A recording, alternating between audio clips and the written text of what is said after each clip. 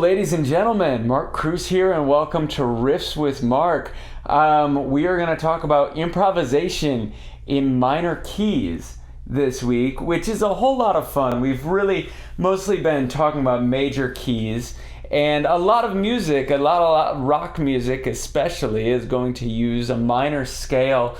And that's something we should address right out front. The words key and scale are oftentimes sort of interchangeable. You don't necessarily use them the same way. You don't usually say something is in the scale of A minor. You'd say it's in the key of A minor, and likewise you don't say I'm going to play an A minor key. You say I'm going to play an A minor scale.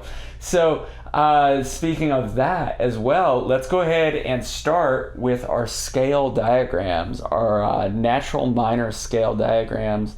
When you take a look at those, you'll see that they actually look a lot like your major scale diagrams. They actually look identical to your major scale diagrams, except the root note is now in a different place. This week we're going to be working in the key of A minor, and we're primarily going to use positions 1,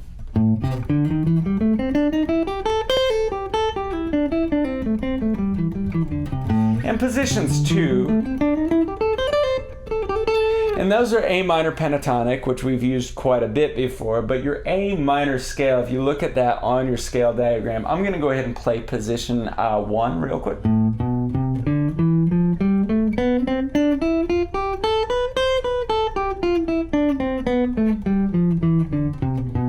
And I'll play position 2.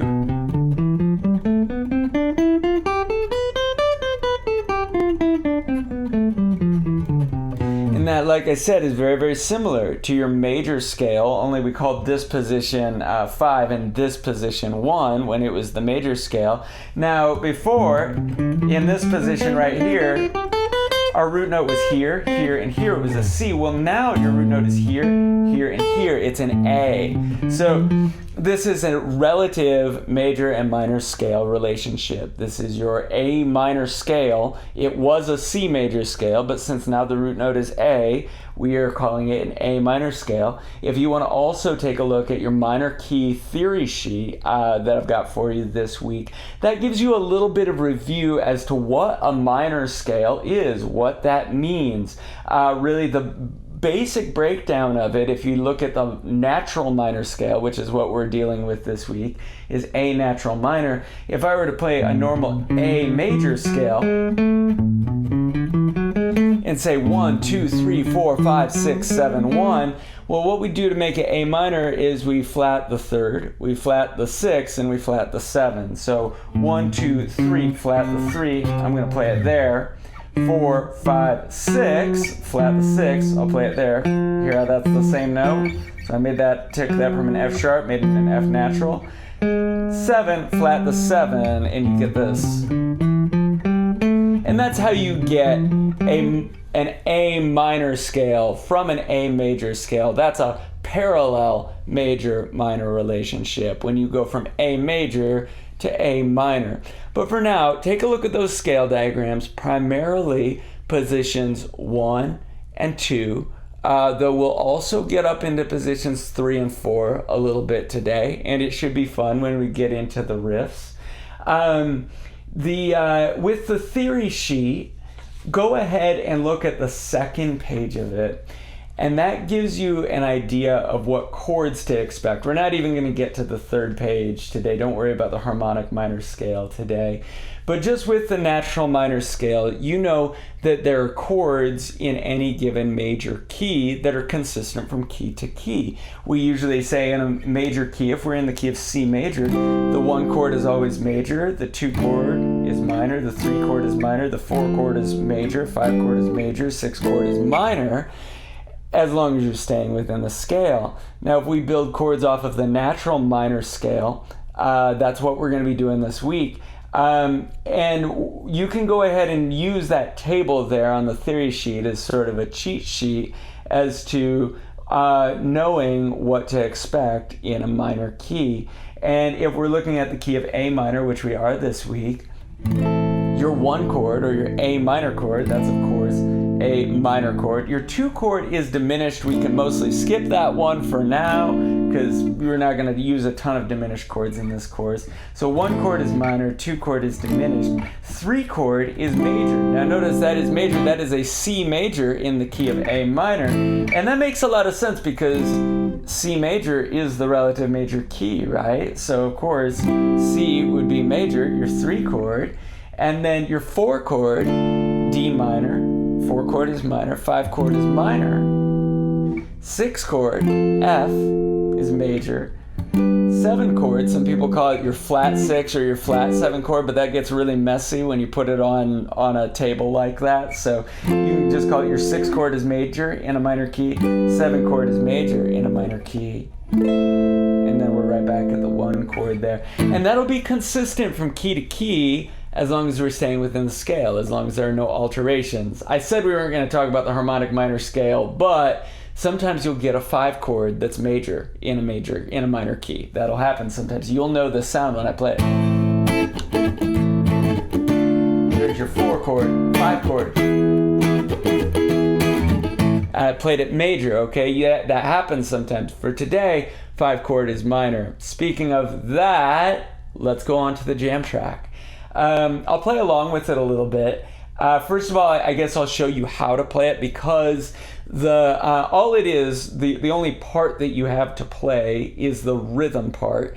And I believe in the jam track, the third chorus through, I think, the guitar drops out. And I'd like for you to practice doing the rhythm there, just as the guitar in the jam track does, because it's really good to not just focus on your lead playing.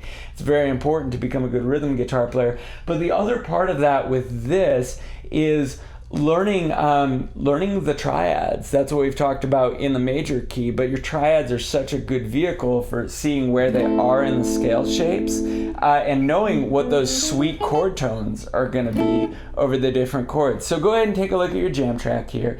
It's going to start with A minor, and I'm using this voicing of A minor, 7th fret, 5th fret, 5th fret, 5th fret. And then for D minor, I'm using this voicing. And then for E minor, I'm using this voicing here. For that last bar, 5th fret, 4th fret, 5th fret, 3rd fret.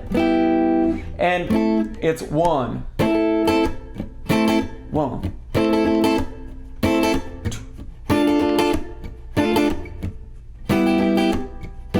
Very, very simple part. Make sure you're getting your up and down strokes right. So bop-a-da-bop, bop-up. That's all it is. Take a look at where those lie within the scale. We were talking about position 1 of A natural minor. Well, take a look at that chord. The scale is right there around it. Oh, I'm sorry, I just went to Dorian.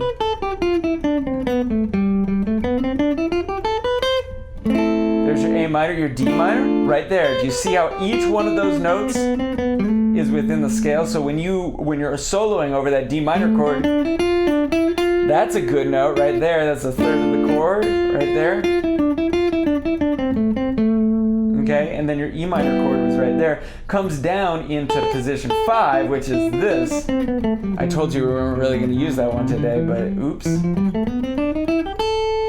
And you're welcome to throw blue notes in there too. I'm not really focusing on those much this week.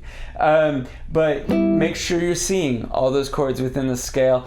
As with a lot of the jam tracks that we use, this one also has a B section as well, where we changed up the chord progression. Sometimes I don't really focus a lot on the soloing over the B section. This week, it's a good chord progression to really focus on soloing over. So take a look at this B section. We stay in position 5 for this F chord 1, back to E minor, back to A minor, and then C major. I came all the way up here for C major. We could have played it down there, and you're welcome to as well. So once again, with that F major chord, it's almost the same thing as that D minor chord. Please notice when your chords are only one note apart. That happens a lot in music. In a minor key, your 4 chord here is almost the same chord as your 6 chord. We talked about this with major keys, and it rings true with minor keys as well. But take a look at that. Take a look at where the chords lie within the scale. Once again, it's mostly in position 5. or position 1, but it comes up to position 2 here for that C major chord.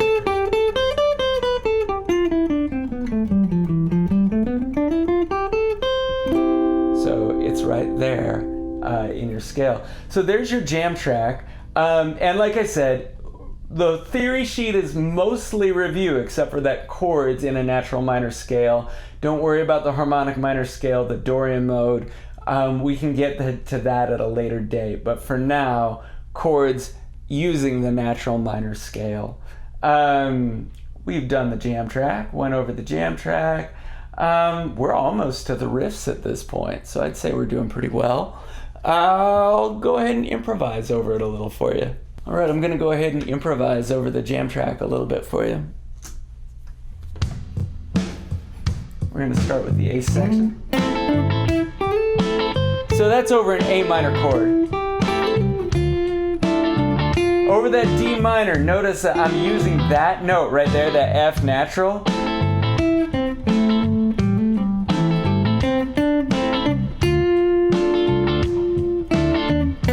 And that B natural is a good one over the E minor. There's another F natural there. There's another B natural there.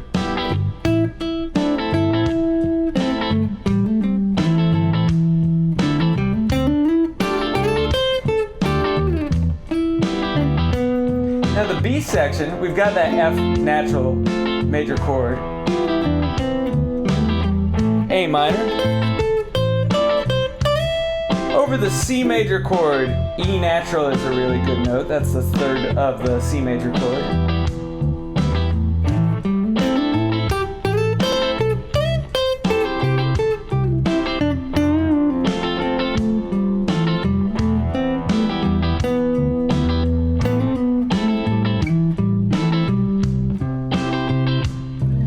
So one thing that's really nice about the natural minor scale is that over this jam track, pretty much the whole scale will sound pretty good. You'll have a few, tension notes here and there. If you want to be really safe, you can, of course, just use your minor pentatonic scale. That's okay. There's nothing wrong with that. But we'll explore some riffs using ninths and other concepts that we've talked about.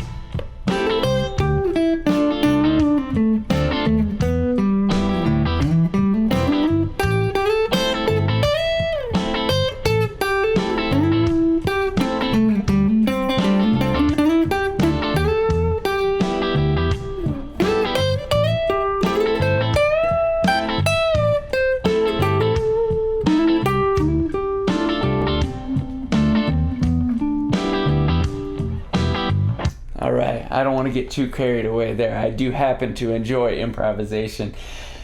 Folks, go ahead and let's take a look at your riffs. We're going to start with example 1. Half of the riffs are over the A section of the jam track. Half of the riffs are over the B section of the jam track. So go ahead and take a look at example 1. We're going to start in position 5 here, and we're looking at chord tones, okay? So over this first part, we're looking at an A minor chord for 2 bars, then a D minor chord for a bar, and an E minor chord for a bar. So we're looking at chord tones, we're looking at scale degrees in there, and whether you want to look at scale degrees or letter names, either one is fine. I'll try to use both a little bit, but if you can see where the notes are within the chords, that's always really, really helpful. So here's how the riff goes. Example 1.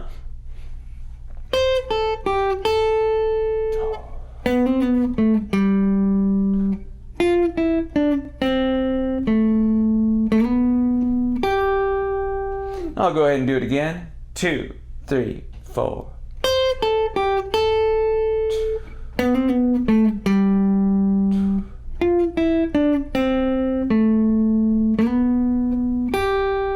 Okay, we'll go ahead and break it down. Pretty simple riff, nothing too bad. So we're here in position 1. Okay, hopefully you can just see how that's using an A minor chord right there. That C is the third of the chord up here. I know you're not seeing it there, but there's a C right there. So it's right up there. And this is your minor 7. Now, another way to just look at it is we're using A minor pentatonic for this little part of the riff. Now the half steps that we have in the natural minor scale and the major scale that we don't have in the pentatonic scales, they can make nice little trills. Now we're only hitting that once in this riff. We're going. But what if I went? That would sound good over that entire A minor chord. It's kind of fun, and just doing a hammer-on pull-off kind of thing like that is really nice in the minor scale. You can do it between the 2 and 3 scale degrees or the 5 and 6 scale degrees. Both of those sets of half steps work really well. So we go. Sorry, I got into the habit of doing that. And what you're doing there is you are going between 2 and 3 of the scale, meaning that's the third of the chord too. You see it right there in the A minor chord.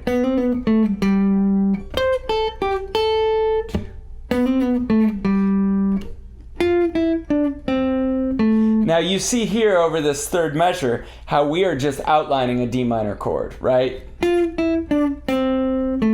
D minor chord is right there. And we hit that flat 7 of the chord, that is the 7 of the chord, so if you made it a D minor 7 chord, it's one of those examples of we are making it into a D minor 7 chord by hanging on that note a little bit. Now come up here, and I don't know if you know this E minor shape here, this normal bar chord, but you're playing that note of the chord, you're playing that note of the chord, so the 5th and the 3rd of the chord. And you'll also come to notice, this is once again chords that are very similar. An E minor chord is only one note away from a G major chord. This is a common way to play like a G major triad here, and you're also kind of outlining that. I do that a fair bit in some of the riffs, is over the E minor chord I do something that looks pretty G major, and that's because they're almost the same thing. So I'll go ahead and play the riff one more time by myself, and then I'll put it in with a jam track. 2, 3, 4.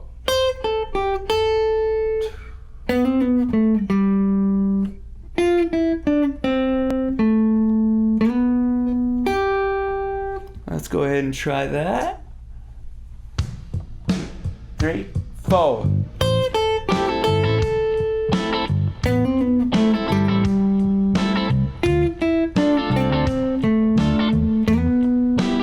I'll do it one more time.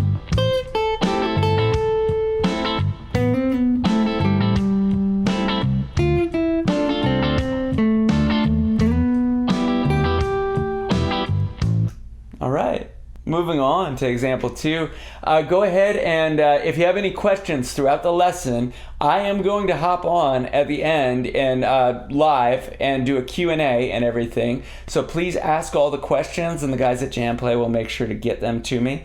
Go ahead and we'll move on to example 2.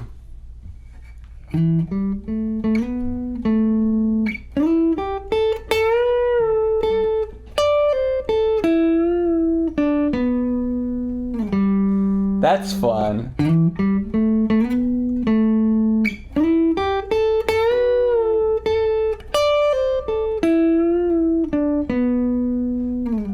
Sorry about the sloppy bend there. That happens sometimes. I've got a pretty low action guitar here. Sometimes you end up pressing down another string. I'll try not to let it happen again. But go ahead and take a look at this first measure. It's very, it's got an A minor pentatonic feel until we come up to this note. That's the 2nd of the scale, meaning really we use an A minor 9 there. That's kind of nice, putting that B natural in there.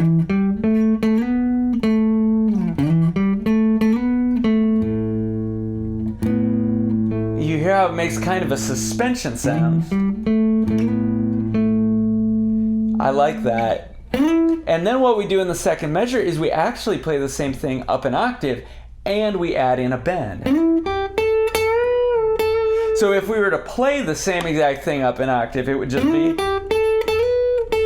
But you see, what you're doing is you're bending that A natural up to the B natural. We could do it down here too. It takes a little bit more muscle to bend that D string than it does the B string though. And if you've been following this course for a while, you know that I really like repetition in my solos. It grabs the listener's ear. Remember that when you improvise, if you're really improvising, it's the first time anybody's heard it. So to have that little bit of recognition of doing something again can be really, really helpful for both you and for the listener.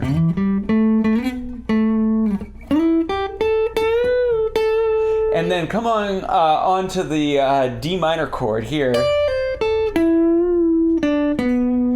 What you're doing is you pull off and see the D minor chord here. There's a D minor triad right there. And all you're doing is you're just walking down here and you're taking the ninth of the chord there, that E, and you're bringing it up to the third of the chord.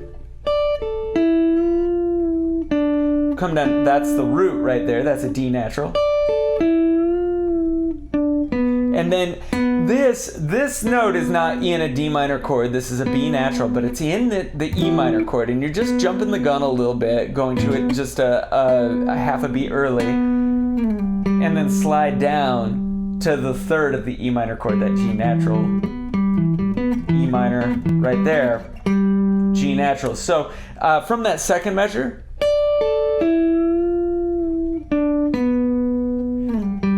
and I'll go ahead and play the whole riff again.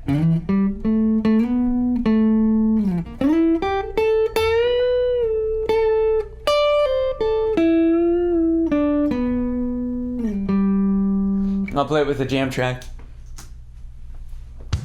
2, 3, 4.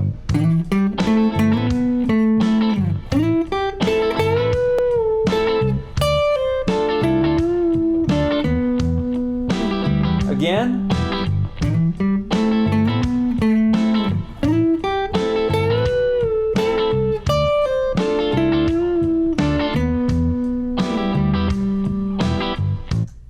I really love improvising in minor, making riffs in minor. I think it's a whole lot of fun.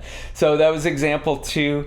Hopefully you're seeing these notes within the chords. That's what this portion of the course, the past few weeks and everything, have been all about, is seeing the riffs over certain chords and chord progressions. So if we move on to example 3, this starts out with one of my favorite shapes in all of music, and it's a minor 7 chord without the 5th, and it's an A minor 7 chord there. I just love the way that sounds.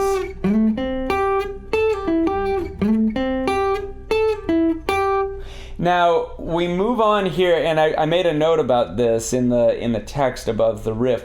We're going to use a little bit of Dorian mode. Okay, now we used earlier in the course, gosh, I don't know if it was week 5 or so is my guess.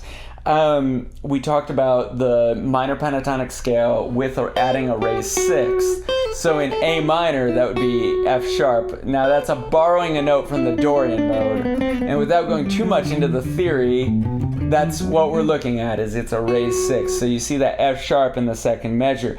That's okay to use over the A minor chord. But notice we do not use it over the D minor chord, because F sharp would make it a D major chord, and you don't want to play that over D minor in the accompaniment. You got to watch out for things like that. So, but the reason I put it into the riff is because it makes a nice little voice leading, because we play that note there in the first measure, and then we come to this note, the F sharp, and then we come down to an F natural over the D minor chord. So anyway, I'll play the riff, and hopefully you'll hear that. 2,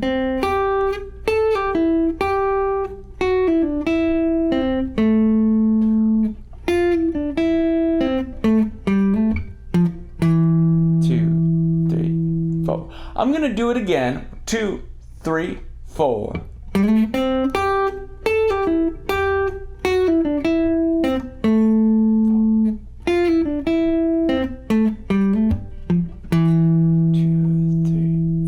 And actually, I'm going to do it with the jam track before I teach it to you, because I want you to hear that.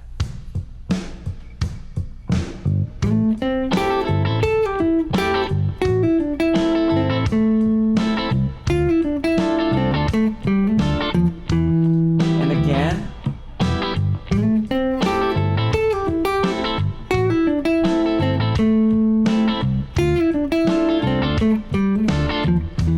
time, really listen for that F sharp.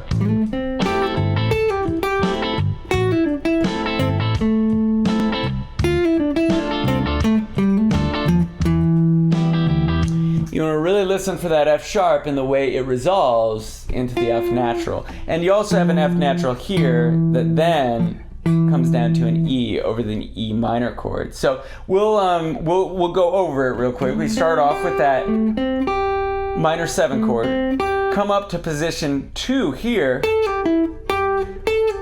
and you're really using part of an A minor chord there. And then, like I said, coming down, using that Dorian mode a little bit, into an A minor chord. A minor arpeggio right there, it's that chord.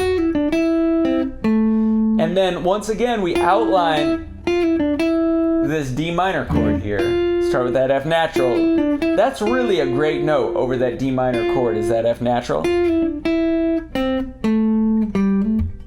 Another F natural right there, down into the E minor. Okay, I'll go ahead and play it with the recording again. 3, 4.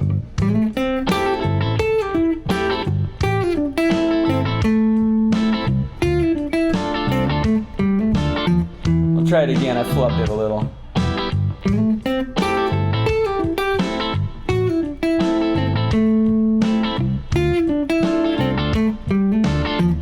One more time, measure.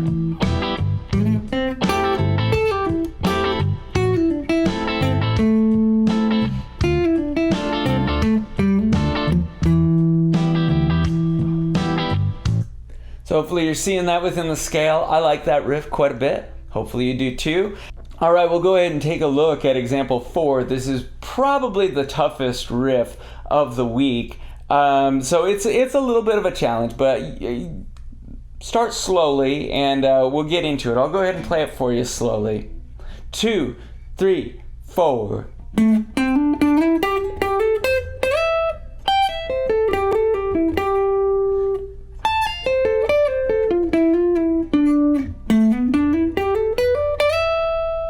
I'll go ahead and play it again and then we'll break it down.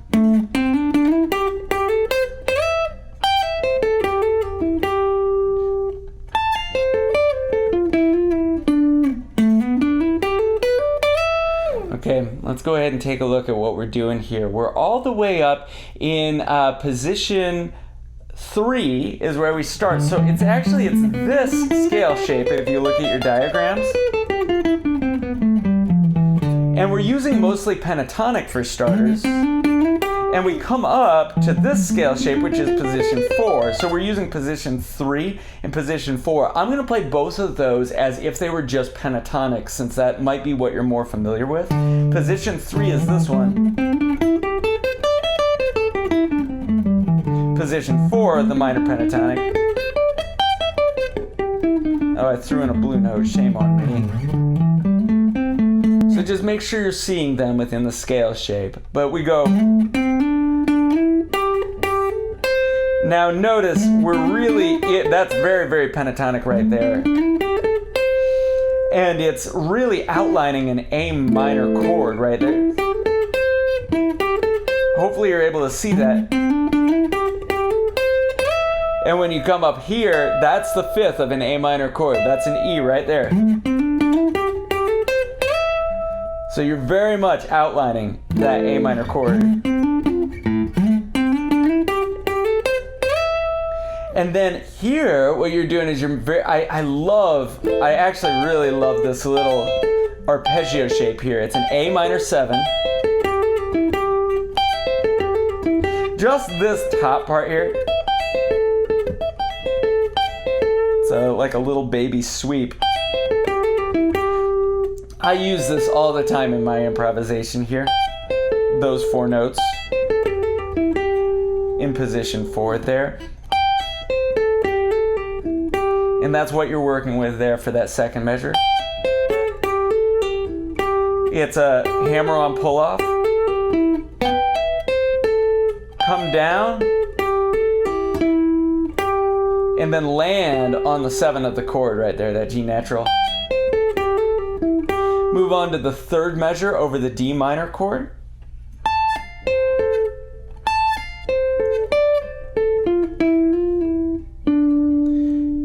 you're doing, it almost looks more like you're going to outline an F natural chord, but remember I said those two chords are almost the same thing, so it really makes it a D minor 7. If you hadn't done that, played that note, which is a D, it really would have just been an F chord there, which also would have been just fine over the D minor chord. This is another one of those little trills using the half step, but this time it's between the 5th and the 6th of the scale.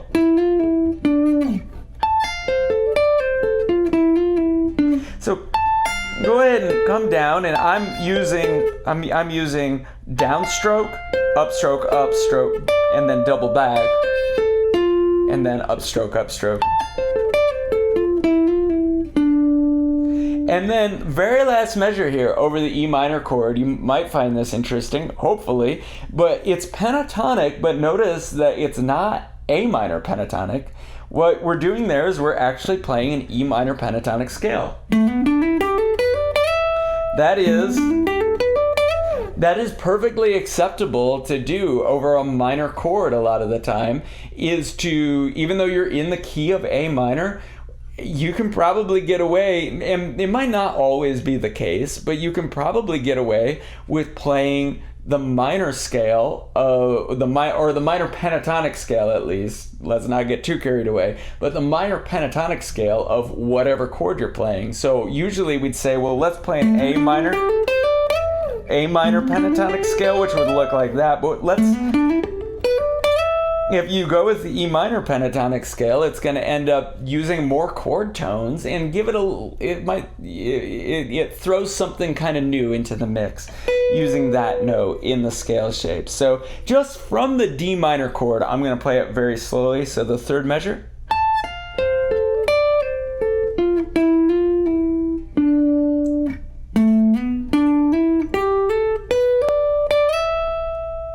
Okay, from the beginning, I'm going to play the whole riff very slowly. Like I said, this is probably the toughest riff of the week. 2, 3, 4.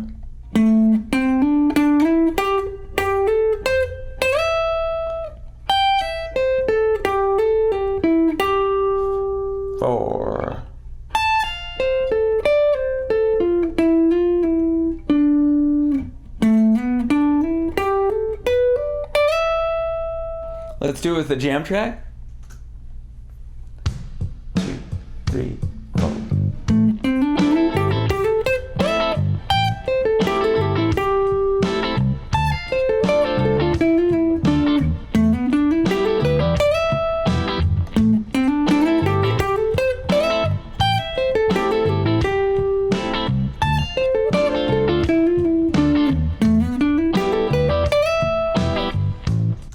So hopefully you'll have a little bit of fun with that riff.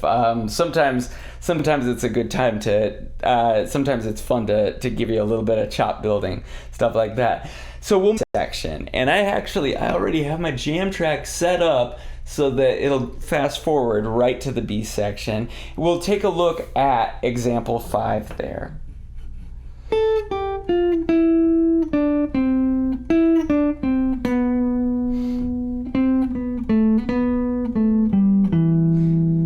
Now, it might not sound like much, okay? It's a very, very simple riff, but we'll do something a little bit more with it in the next example.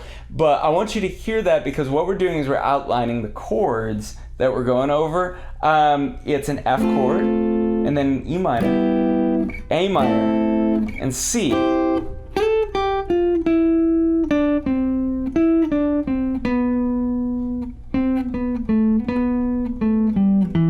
I'll do it over the jam track first. So I'll go ahead and play with the jam track first, and then we'll break it down. 3, 4.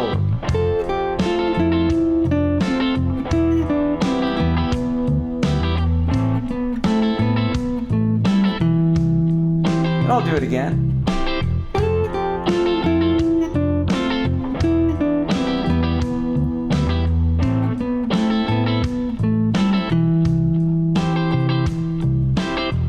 Let's break this down just real quick. If we look at this, what you were doing is we've got the F major chord there, And that's the third. That's the third of the chord. Oh, and then hey, we hang on this major 7 here on the chord, so we kind of make it into an F major 7. Now, to the E minor chord, we go back to that note there that was the major 7 of the last chord. Well, now it's the root note of this chord. It's got a different characteristic sound. And we land on the 5th of the chord there. And then A minor, we start on a C natural. That's right there in the chord. That's a third of the chord. The 9. And then land on the third of the C major chord.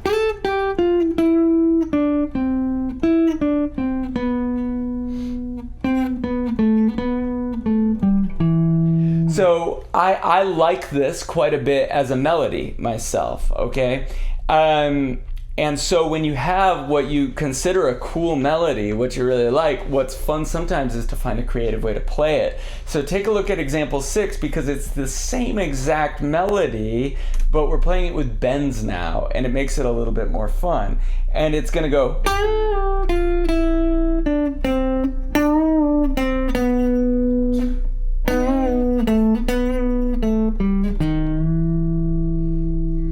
And I'll do that again. I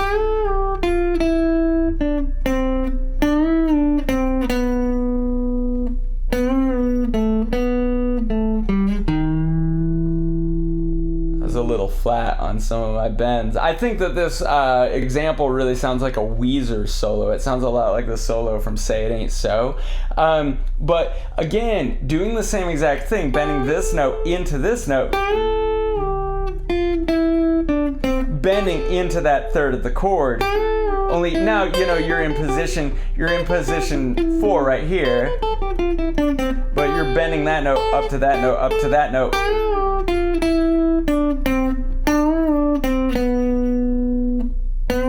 And I really like this one, bending the 9 or the 2 of the scale into the third of the chord there. And that shift is a little tough. I haven't really been doing that well. That's kind of a tough way to do it there too. That would be optimal. I'll play it with the jam track for it. 2, 3, 4.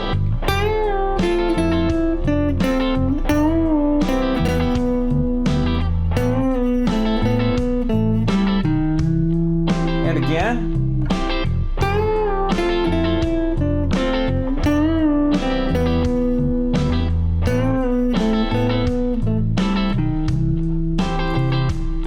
Okay, and one thing that I often don't necessarily think about all the time, I've been playing guitar for quite a while now, and make sure when you're bending, I say that because I just take this for granted. Make sure that when you're bending, you get other fingers behind the main finger to help strengthen the bend. There's nothing like trying to bend a string to pitch with just one finger. It's very, very tough to do, especially if you play heavier strings on your guitar. So make sure you're getting other fingers behind it to support. And usually the rule that I tend to follow is the highest 3 strings, highest in pitch, bend those, pull that downward, bend those, push upward, the lower strings pull downward. But when you get to the G or the D string, you can kind of make up your mind how you want to do it. So I'll play it one more time with the jam track.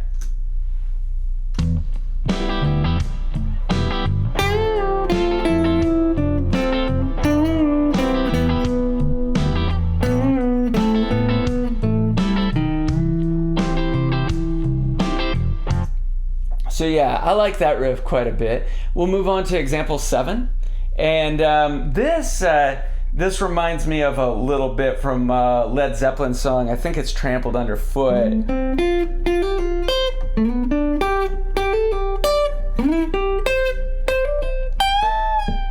It just uses some of the same arpeggio shapes, but what you're doing here is you're using the same shape over the F chord and over the E minor chord and the A minor chord, but you're moving the shape around.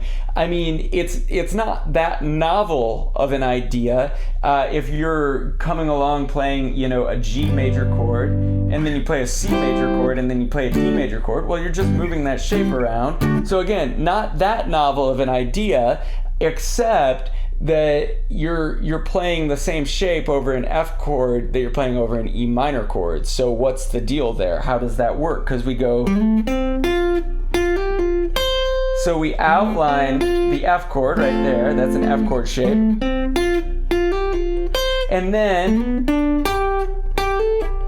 Well, that's not an E minor chord shape. That's more of a G major shape. It's like we brought what we're doing up while the chords kind of went down. It's called contrary motion, and I think it's a lot of fun when I compose. I really like that. It's when one line is going up, like the bass is, or well, let's say the bass is going down and your melody goes up. It's called contrary motion. That's what we're doing here. And I told you earlier that a G major chord and an E minor chord are only one note apart. G, B, and D. E minor is E, G, and B. Okay, so it's only one note apart. It is the E, actually. There's an E and an E minor chord. There's a D and a G major chord. Almost the same thing. So we go here for the F. We go here for the E minor. And so we go up to like kind of a G shape over the E minor while the bass goes down. You'll hear it when I play it with the jam track. And when we come up and do the same thing over the A minor chord, because that really, you're doing kind of a C major shape, but that is the relative major to A minor. So, and then you bend up to that A there, and then over the C you release it to a G, because that's right there in your C major chord. So let me play this with a jam track. 3, 4.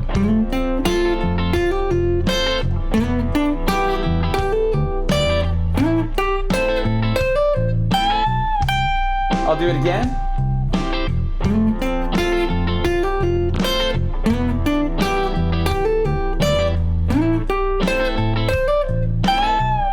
Now listen for that contrary motion this time.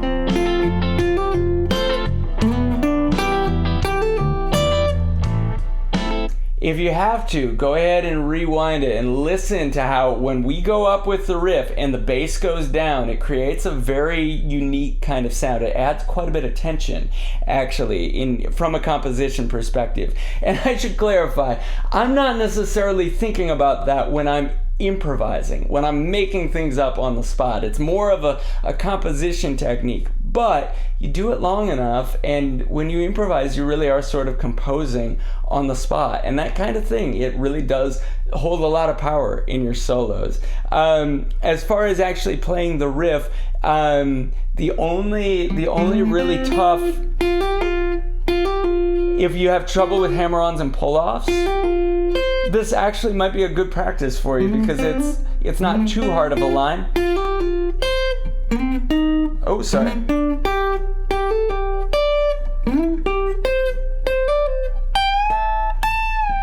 I think the toughest part is actually getting that note to bend up to that note. That E string will fight you quite a bit to get up a whole step there, depending on the gauge of strings that you're playing. We'll go ahead and I think we'll finish this out with examples 8. I'll see if I can get to example 9.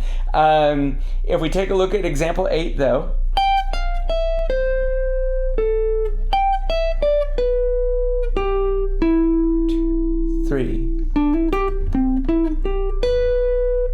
we have some ninths and some sevenths in this example. Major 7th chords, major 9th chords, minor 9th chords as well, minor 7th chords. And so what we do here, we start on the 9 of the F chord.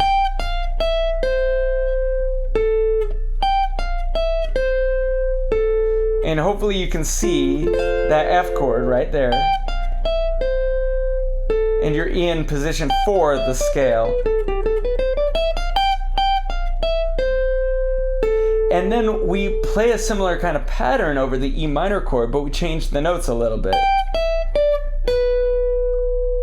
And that makes it an E minor 7 chord because of that note. land on that note of an A minor chord, there would be your A minor chord. 2, 3. And then with the C major chord, we really make it into a C major 7 chord by putting that note into it, and then a C major 9 chord by putting that note into it. So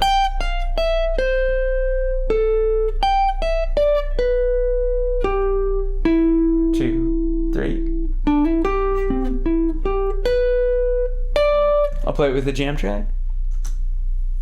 2, 3, 4.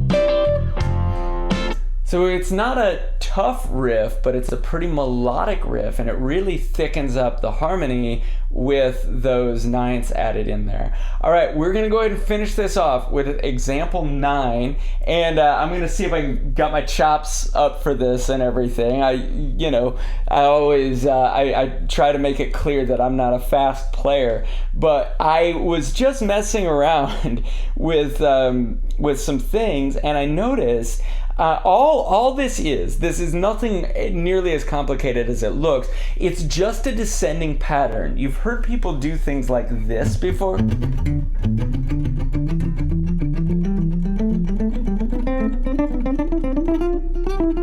That's an ascending pattern up an A minor scale. It's not a terrible thing to practice for speed. A lot of the time people will use 3-note per string fingerings, like where it's strictly 3 notes per string. I don't use those a lot in my own improvisation, but it looks like this.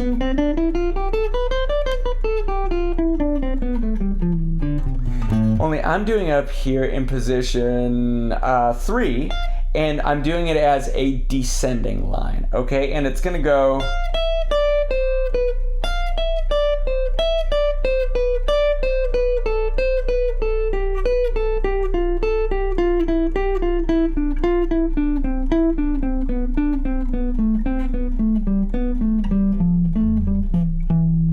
and oftentimes I do say things like, oh, you don't want to just play the scale. You don't want to sound like you're just playing a scale. Well, in this case, what you're doing is you are just playing a scale. That's the way it is. You're playing a pattern. You're starting on a note. You're starting on the 6th of the scale, actually. 6th scale degree. That's the 3rd of the F chord. And then, I'm sorry, that's the root note of the F chord. And you're going down 4 notes, and then you're doubling back to the next lowest note in the scale.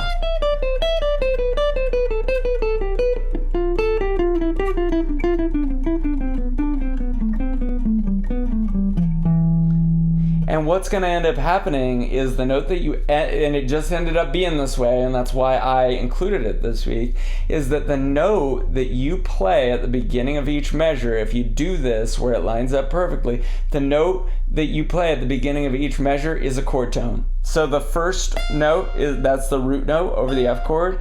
On the second measure, you start with that B natural. That's right there. It's the 5th of the E minor chord. That wasn't an E minor chord. That's an E minor chord. The third measure, you get to that E natural, and that's the 5th of the A minor chord, and then you land on an E natural down here over the C major chord. I'll play it with the jam track, and I'm going to try not to mess it up. We'll see what happens here.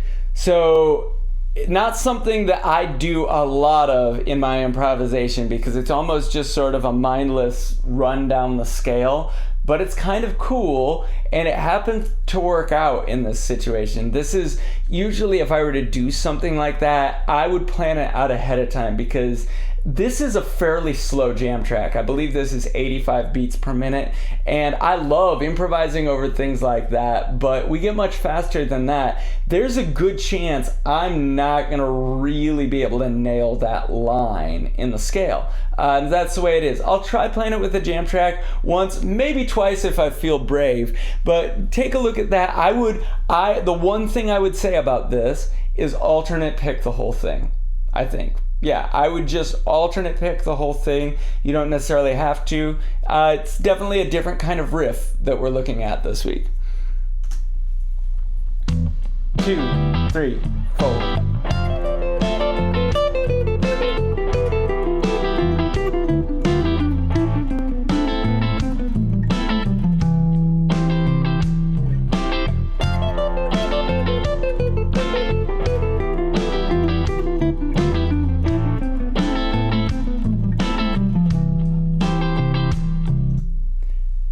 2 for 2 there. 3 for 3. I'm not sure, but either way, you might have noticed at first I was trying to read the tab there, but then I was just like, why are you reading this? Because I've been playing these scales for quite a while, and I've done these patterns before and everything. So in this case, seriously, this riff, this example 9, is just a pattern. It's only a pattern. So when that's the case, I didn't need to read it. It was much easier to just close my eyes and just play it because I know that pattern. So anyway, thanks a lot for tuning in this week for riffs in natural minor keys, using the natural minor scale, using minor keys. I think next week we're going to take a look a little bit about what happens when you're in a minor key and you come across a major 4 chord, which is this sound here in A minor.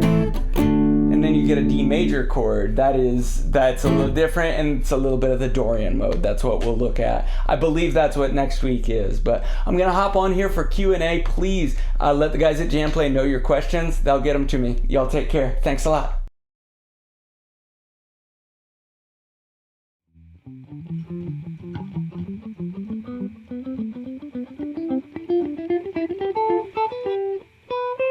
Well, hello, ladies and gentlemen. Hey, thanks a lot for tuning in to Riffs with Mark this week. It was a fun lesson to put together and everything. It looks like we have some questions. Royce Hoffner is emceeing the lesson over at JamPlay.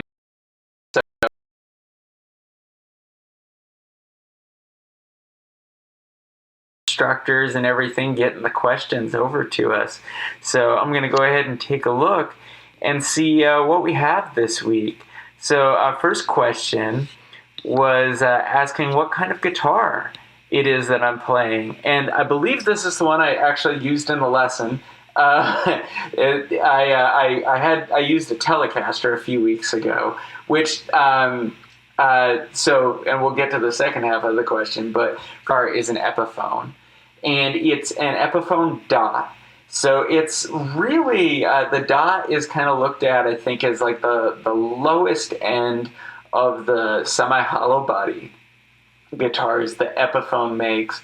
And of course, Epiphone is a subset of Gibson, and nobody wants to spend that kind of money on a Gibson guitar.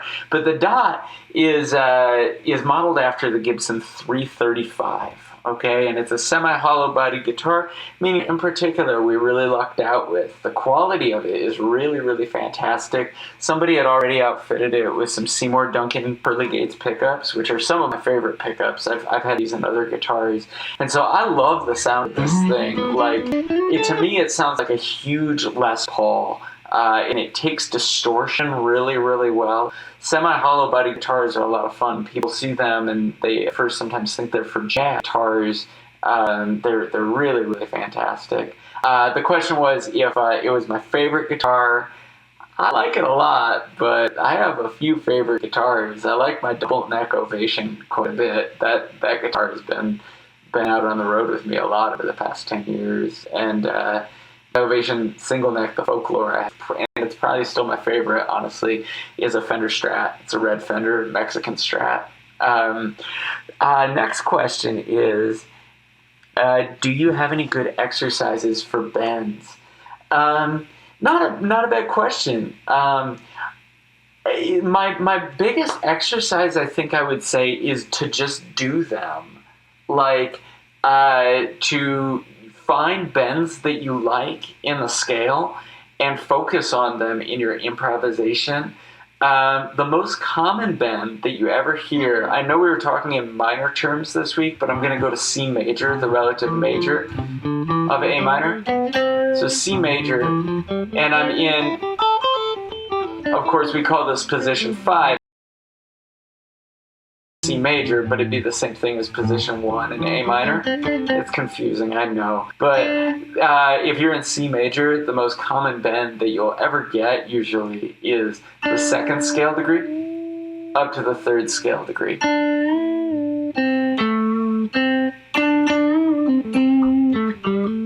And I do a lot of play a note, bend the note, pull it back down, first pick, and then like pull off, maybe pick, but usually a lot of my bends just focus on just a single picking.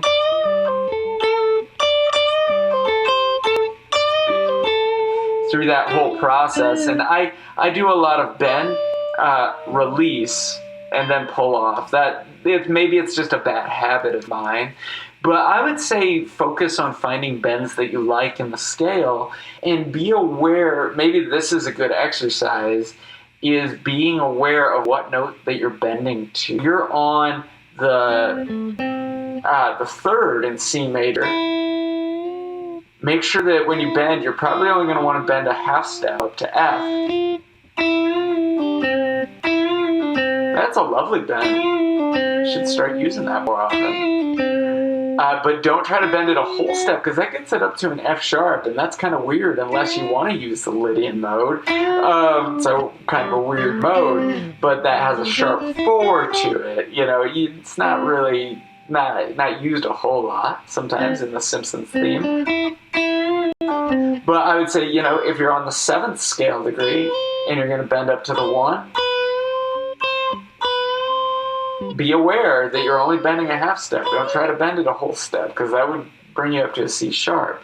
So I think that's the main thing that I'd focus on with bends, and making sure that your other fingers are behind your ring finger. I think the best practice is to primarily bend with your ring finger. There are going to be times that you can't avoid it. You know, sometimes you have to bend with your one finger. Like, it happens. I don't like to do that, but if it's a stretch, it's a stretch.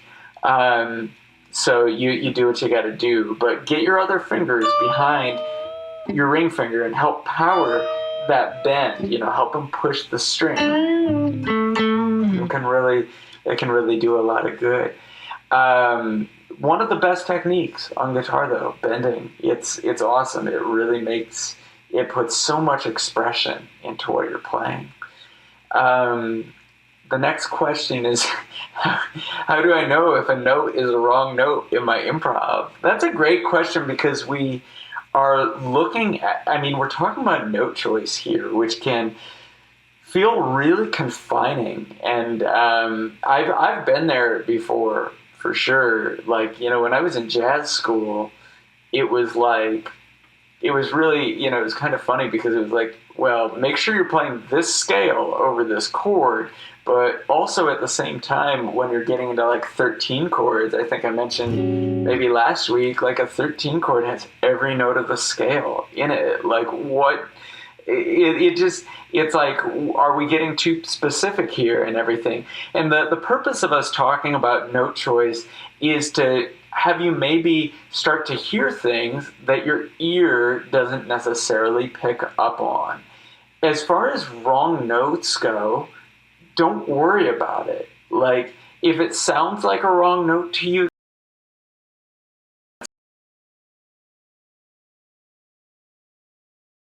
anybody afraid to just go for it. You know, the note choice that we talk about isn't about constricting you. It's about helping you see new things. Like, you might not necessarily think to really focus on, in an A minor chord, to really focus on that 9 or something, you know? Like, that's a weird note. It's not in the chord. And to think about how you want to resolve it. If you want to resolve it by pulling it down third. and just noticing things. And note choice, talking about note choice, I think is all about noticing things. And I hope you guys are enjoying it. I hope you're having a good time and not just feeling constricted by it or anything like that. Gosh, okay, so Royce, I don't know if you want to weigh in on this, Royce, but this question is, what is a good course on jam play that complements this? I don't honestly have an answer for you off the top of my head.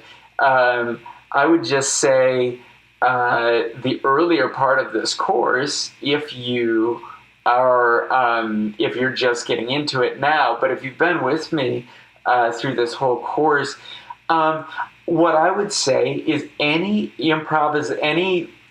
course that is genre specific that deals with improvisation. I would really say any course that deals with improvisation on jam play. I use jam play myself anytime I want to learn something new, but lately what I've been focusing on is country guitar. And so the course that I've been doing is the Country Shred course by Andy Wood, which is really, really awesome. I don't know if it complements this course, but it definitely deals with improvisation. And Andy is a phenomenal guitarist, phenomenal teacher. So if you've wanted to learn country picking at all, chicken picking, that kind of stuff, that kind of thing, it's a great course, Country Shred by Andy Wood. But that's about all I've got for you, other than saying, any other course that deals with soloing, improvisation on jam play would be good. And all right, my favorite chord progression is the final question that I see so far. Royce might have given me another one.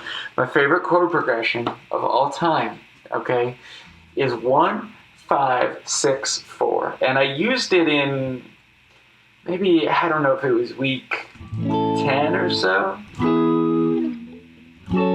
I love this chord progression. You've heard it before in Green Day songs. I grew up on Blink-182. It's the exact chord progression in Under the Bridge.